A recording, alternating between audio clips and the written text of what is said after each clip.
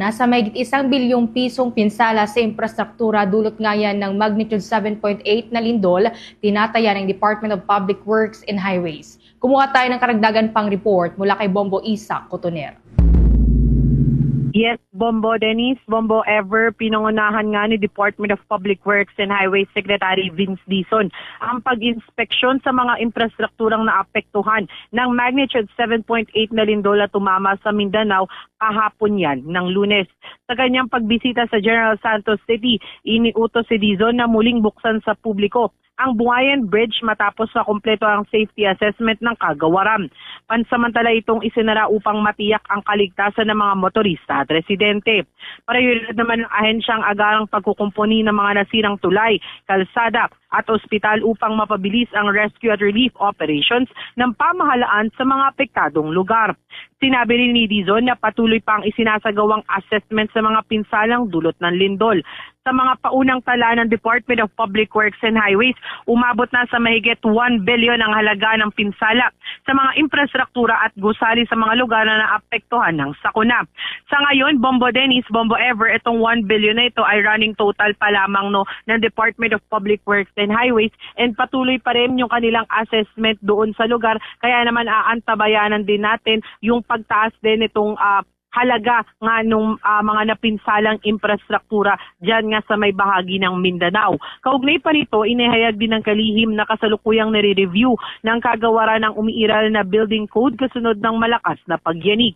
Nanawagan din siya sa mga pribadong sektor na mahigpit na sumunod sa mga itinakdang pamantayan sa konstitusyon upang mabawasan ang pinsalang dulot ng mga kalamidad. Samantala, sa iba pang balita naman, patuloy ang pagsuporta ng Philippine Coast Guard sa search and rescue operations matapos ang lindol nga yan na yumanig sa ilang bahagi ng Mindanao. Nag-deploy ang kagawaran ng mga special unit sa isang gumuho na commercial building sa Barangay Kalumpang, General Santos City.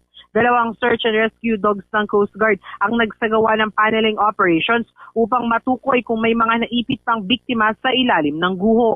Agad namang ipinadala sa Incident Command Post ang lahat ng natuklasan upang makatulong sa mas epektibong pagsasagawa ng rescue operations.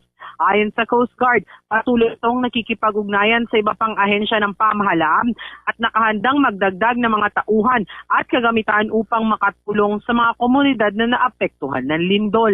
Kaugnay niyan, pakinggan natin ang tinig ni Philippine Coast Guard spokesperson Commodore Noemi Cayabyab. Establish na po itong incident command system natin sa lahat po ng mga local disaster risk reduction management office po natin. I-check in po natin lahat dyan yung ating po mga resources. So we are taking the instructions from the OCD kung saan po i-deploy po yung ating mga tauhan. Pero kanina po nabanggit po natin na yung ating mga deployed person ay composed po ng mga nurses, mga medics, mga rescuers, and even yung ating Coast Guard Canine Search and Rescue Dogs po will be deployed for this rescue efforts po.